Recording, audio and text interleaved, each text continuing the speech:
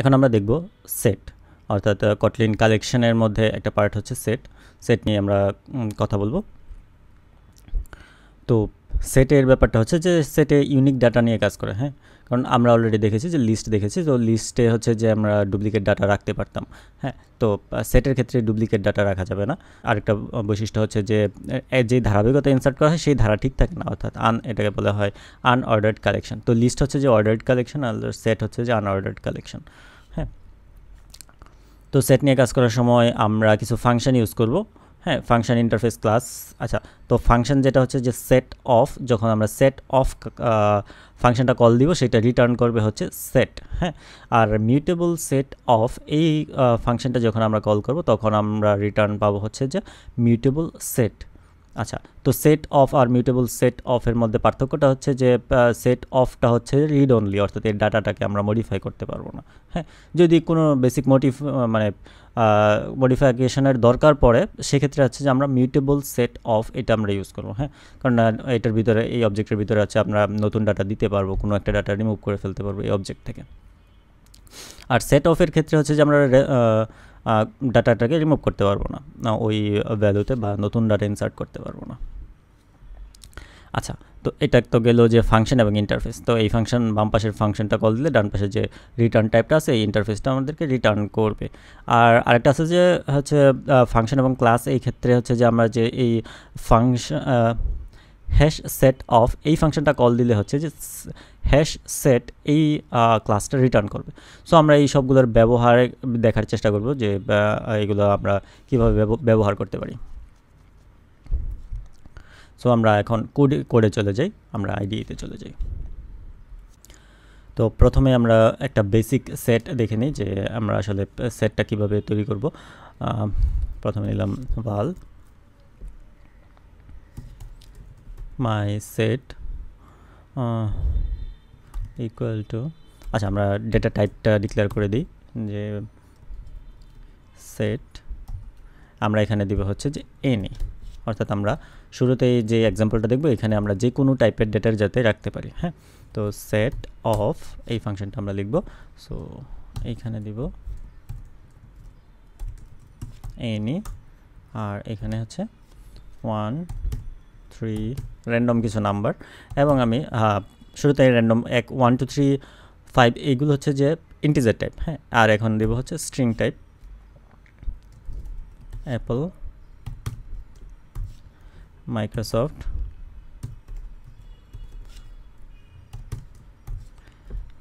Del. এখন আবার ওই অ্যাপলটাকে দিব অ্যাপল, কেন অ্যাপলটাকে দিলাম আমরা একটু পরে বলতেছি। এইচপি দেখেন আমি অলরেডি শুরুতে হচ্ছে অ্যাপল দিয়েছি, তারপরে আবার শেষের আগে হচ্ছে যে আমি আবার অ্যাপল দিয়েছি। তো এইটা আমি দেখাতে চাচ্ছি যে সেটে হচ্ছে যে ডুপ্লিকেট ভ্যালু যে অ্যালাউ করে না সেই জিনিসটা আমরা এখানে দেখব। সো আমি এখন হচ্ছে এটাকে প্রিন্ট করব। প্রিন্ট করার জন্য for suppose I in so my set, হ্যাঁ। তো আমরা অলরেডি ফর লুপ দেখেছি, সো আমি আর লুপটাকে আর ব্যাখ্যা করলাম না।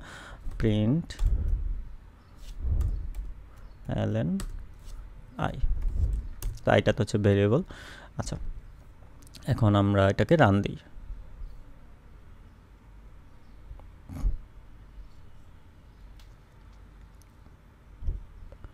আচ্ছা, রান দেওয়ার পরে আচ্ছা এখানে এক্সপান্ড হয়ে গেছে, একটা সরাই দিলি।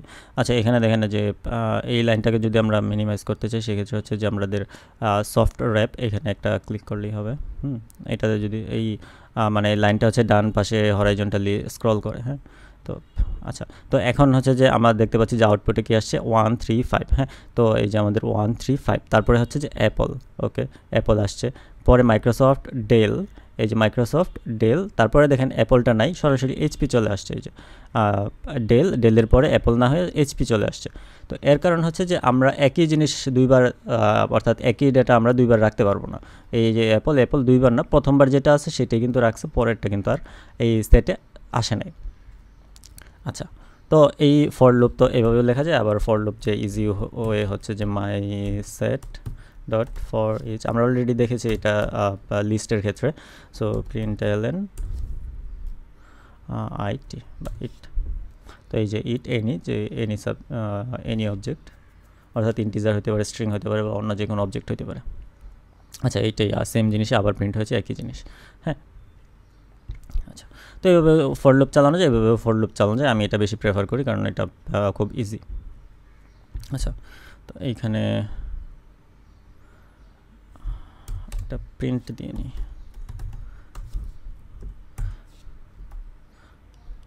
সো এরকম হাইফেন প্রিন্ট দিয়ে নিলাম অনেকগুলো, কারণ হচ্ছে যে কোন মানে আগের লুপের থেকে পরের লুপের ডেটা যাতে আলাদাভাবে বোঝা যায়, সেই জন্য। আমরা রান দিলে আমরা এই পেয়ে গেলাম একটা লুপ। আচ্ছা, সেটের মধ্যে আরেকটা ফাংশন হচ্ছে যে কন্টেইনস। সো আমরা এটা দেখব। So print ln my set dot con contains দেখি যে মাইক্রোসফট, হ্যাঁ, MICROSOFT, মাইক্রোসফট, এটা কি আছে কিনা। হ্যাঁ, এটার রিটার্ন করবে হচ্ছে বুলিয়ান রিটার্ন করবে। আমরা কন্ট্রোলার কমান্ড চেপে রেখে যদি মাউসটা এখানে নেই, তো আমরা রিটার্ন টাইপ দেখতে পাচ্ছি যে বুলিয়ান। হ্যাঁ, লাস্টে। আচ্ছা, বুলিয়ান মানে ট্রু ফলস। আমরা রান করি, অর্থাৎ আমরা একটা ইফ এলস বা এরকম লজিক্যাল ক্ষেত্রে আমরা এটা ইউজ করতে পারবো। এই যে ট্রু আসছে। হ্যাঁ, তো আমরা যদি এই প্রিন্ট কমান্ডটা আমরা এইখানেও আবার কপি করে দিলাম, তাহলে আমরা হচ্ছে যে এই লুপের ডাটাগুলো থেকে আমরা এটাকে আলাদা করতে পারবো আর কি, সহজে চিহ্নিত করতে পারবো। এই তার মানে ট্রু আসছে। আচ্ছা, তো কারণ মাইক্রোসফটটা আছে, যদি আমি এখানে যেমন মাইক্রোসফট পরে 1 লিখে দিলাম, হ্যাঁ, এখন দেখেন ফলস আসবে। এই ফলস আসছে কারণ মাইক্রোসফট 1 নামে এখানে কোনো ডাটা নাই। আচ্ছা, এখানে শুধু মাইক্রোসফট লেখা থাকুক। এরপরে যেটা কপি করছিলাম এটা আবার এখানে নিয়ে আসি। এরপরে হচ্ছে যে আমাদের আরেকটা হচ্ছে print ln my set dot contains all।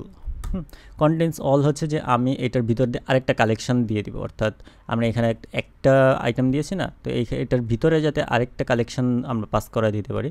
হ্যাঁ, এখানে তো একটা কালেকশনের ভিতরে একটা ডাটা আছে কিনা সেটা আমরা চেক করছি শুধু কন্টেন্টস দিয়ে। তো কন্টেন্টস অলের ক্ষেত্রে এখানে আরেকটা হচ্ছে আমরা কালেকশন পাস করাই দিব। যেমন আমি এই পুরো কালেকশনটাকে আমি ডুপ্লিকেট করে নিলাম। এখানে যে কোনো এই লাইনে হচ্ছে যে মাউস পয়েন্টারটা রেখে কমান্ড ডি বা কন্ট্রোল ডি উইন্ডোজের ক্ষেত্রে দিলেই হচ্ছে ডুপ্লিকেট হয়ে যাবে লাইনটা। হ্যাঁ, তো মাই সেট এটাকে আমি 2 দিলাম কারণ আমার আরেকটা সেট এটা। হ্যাঁ, এখন আমি এখানে এনি না দিয়ে স্ট্রিং দিই। আচ্ছা, দেখি এটা কাজ করে কিনা। পাস করে দিলাম এবং এইগুলো কেটে দিলাম। হ্যাঁ, তো অ্যাপল মাইক্রোসফট ডেল এই জিনিসগুলো আছে কিনা এইটা আমরা মাই সেট 2 এখানে দিয়ে দিব। আচ্ছা, তো এখন আমরা এটাকে টেস্ট করব যে আসলে কাজ করে কিনা, কারণ এই অ্যাপল মাইক্রোসফট ডেল এই তিনোটাই কিন্তু এই কালেকশন এই সেটে আছে। হ্যাঁ, তো এই সেটে আছে এবং সেট 2তে যে সবগুলো ডাটাই সেটে আছে। আচ্ছা, মাই সেটে আছে। এখন আমরা এটাকে রান দিই। রান দিলে দেখতে পাচ্ছি যে এই যে ট্রু আসছে। হ্যাঁ, যদি এমন হতো যে সাপোজ আমি এইখানে কমা দিয়ে লিখে দিলাম যে এবিসি। হ্যাঁ, তো এখন আমি রান দিই, দেখেন ফলস আসবে। তো এই ফলস আসার কারণটা হচ্ছে যে এই এবিসিটা তো এই জায়গায় নাই, এই কালেকশানে নাই, সেই জন্যেই কন্টেন্টস অলটা অর্থাৎ কন্টেন্টস অলটা চেক করে যে পায় না, যে একটা ডাটা সে মিসম্যাচ পাইছে, সো সেই জন্য ফলস আসছে। ওকে, এখন আমরা দেখব যে is empty print ln my set dot is empty।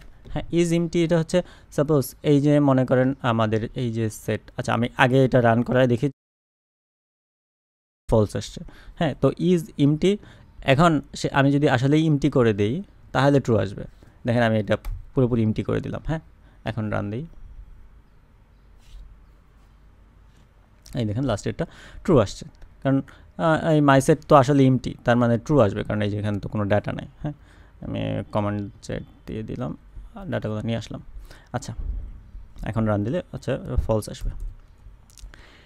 এরপরে আমরা দেখব হচ্ছে ইটারেটর, হ্যাঁ, val ITE সংক্ষেপে লিখলাম, হ্যাঁ, তো equal to my set dot ITE ইটারেটর, হ্যাঁ।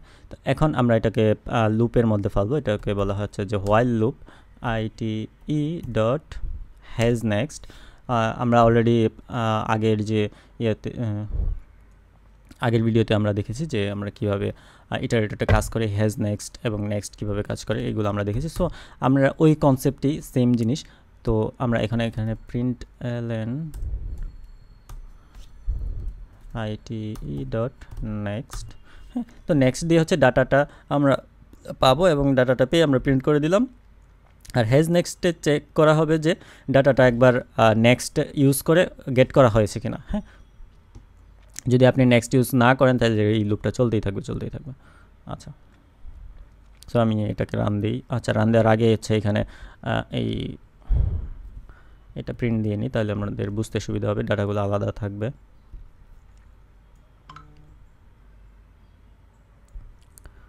সো আমাদের যে লাস্ট এই যে এটার পরে হচ্ছে 1 3 5 অ্যাপল, এবং মানে আছে আমরা ইটারেটর ইউজ করে আমরা কিন্তু প্রিন্ট করতে পারছি, হ্যাঁ।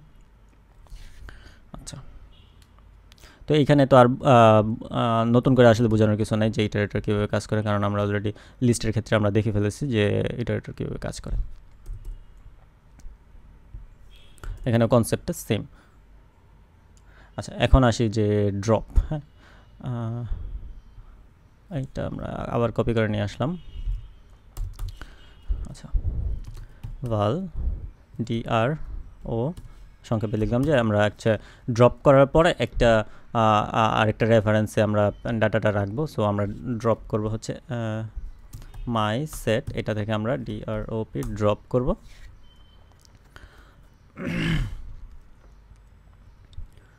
সাপোজ আমরা দিলাম 2, হ্যাঁ, 2 দিলাম। এখন আমরা এখানে প্রিন্ট করি DRO dot for each print ln, right, হ্যাঁ। তো এখন আমরা এটাকে রান করে দেখি।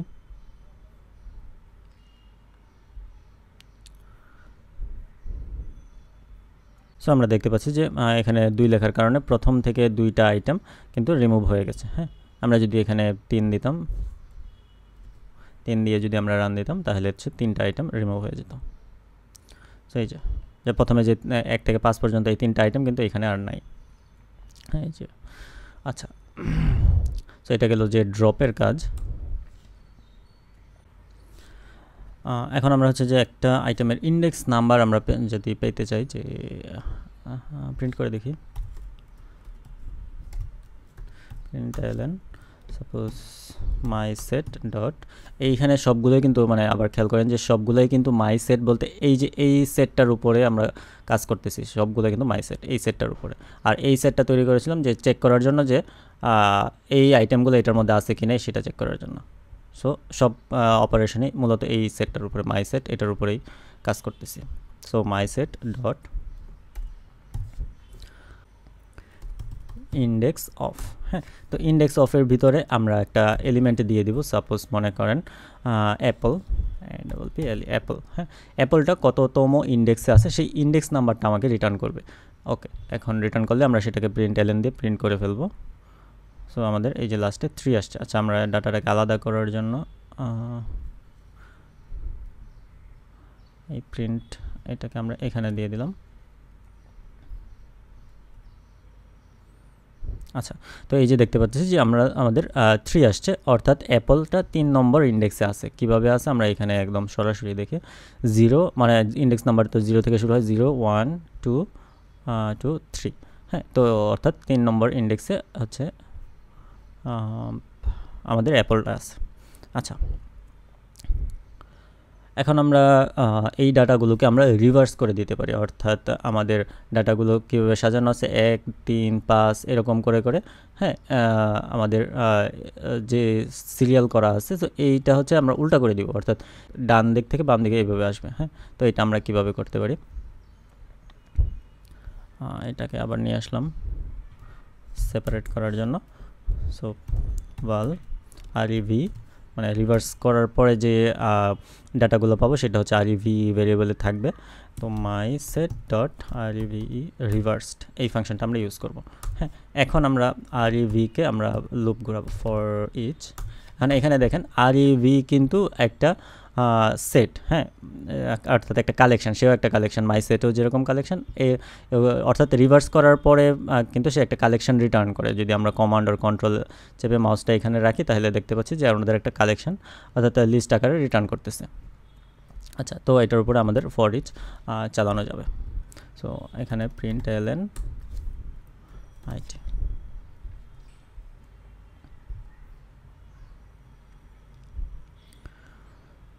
আমরা দেখতে পাচ্ছি যে এইচপি, ডেল, মাইক্রোসফট, অ্যাপল এরকম উল্টা হয়ে গেছে, হ্যাঁ, অর্থাৎ রিভার্স অর্ডার হয়ে গেছে। আচ্ছা, তো এখন বলতে পারেন যে আচ্ছা অ্যাপল তো যদি উল্টা হয়ে যায় তাহলে তো অ্যাপল তো এইদিকে থাকার কথা ছিল, এইচপির পরে অ্যাপল থাকার কথা ছিল না। আসলে হচ্ছে যখন এই অবজেক্টটা ক্রিয়েট হচ্ছে তখন এই অবজেক্টের ভিতরেই তো অ্যাপলটা এদিক থেকে অলরেডি সেট হয়ে আছে, হ্যাঁ। সো যখন আগেই তো এই অ্যাপলটা বাদ হয়ে গেছে, সো যখন এটাকে রিভার্স করতেছি কারণ এটা তো আগেই নাই, সো এইচপির পরে এই ডেল আসতেছে, এই যে দেখেন এইচপির পরে ডেল আসতেছে।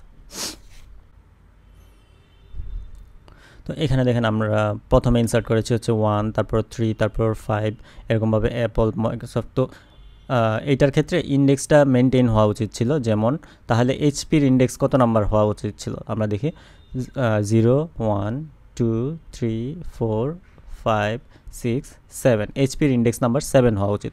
তো আমরা দেখি যে এইচপির ইন্ডেক্স নাম্বারটা আসলে এখন কত। হ্যাঁ, আমরা একদম লাস্টে চলে গেলাম, লাস্টে চলে গিয়ে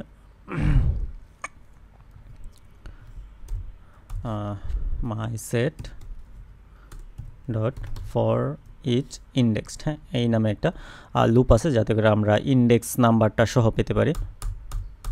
এই, হ্যাঁ, এটা কিন্তু আমাকে আইডি জাস্ট সাজেস্ট করেছে, যেমন আমি জাস্ট ফর লিখলাম ইচ, এই যে ইন্ডেক্সড, লাস্টে যেটা আছে ইন্ডেক্স নাম্বার এনি, এই যে এটা সিলেক্ট করে এন্টার দিলাম। দেওয়ার পরে সে সাজেস্ট করতেছে ইন্ডেক্স, আপনারা চাইলে এই ভেরিয়েবলের নাম আই রাখতে পারেন বা ইচ্ছামতো একটা দিতে পারেন। এন্টার দিলাম এনি, এই ভেরিয়েবলের নামটা আপনারা চেঞ্জ করে দিতে পারেন, আমি যা আছে তাই রাখলাম। এন্টার দিলাম, এখানে নিয়ে আসলো, আর একটা এন্টার দিলাম, কার্লি ব্রেসেসটা নিচে নিয়ে যাবে। এই, সো এই দুইটার নাম কিন্তু চেঞ্জ করা যাবে। ওকে, তো এখন আমরা হচ্ছে যে ইন্ডেক্স এবং এনি, যেটা এনি হচ্ছে ডেটা টাইপ, যেটা যে এই যেহেতু এনি টাইপের ডেটা, সেই জন্য এনি আসছে সাজেশনে। প্রিন্ট এলএন, আমি এখন ডাটাও প্রিন্ট দিব, ইন্ডেক্স নাম্বারও প্রিন্ট দিব। So INDEX index, so index যদি আমরা প্রিন্ট দিতে চাই, ইন্ডেক্স, এবং তার জন্য ডাটা যদি আমরা প্রিন্ট দিতে চাই এখানে $সাইন দিয়ে এনি। হ্যাঁ, তো এই হয়ে গেল। সো এটা এখানে বলতেছে যে রিমুভ কার্লি ব্রেসেস, সো যেহেতু আমাদের এখানে সরাসরি একটা ভেরিয়েবলের নাম, সো আমাদের কার্লি ব্রেসেসটা দরকার নেই। সো আমরা এখন এটাকে প্রিন্ট করি, প্রিন্ট করলে আমরা বুঝতে পারবো যে আসলে এইচপির ইন্ডেক্স নাম্বারটা কত এখন।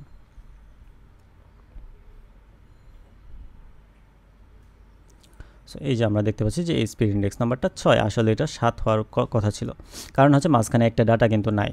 হ্যাঁ, সো আমরা দেখলাম যে এটা হচ্ছে এই জন্য বলে যে আনঅর্ডার্ড লিস্ট, অর্থাৎ অর্ডারটা মেনটেন করবে না।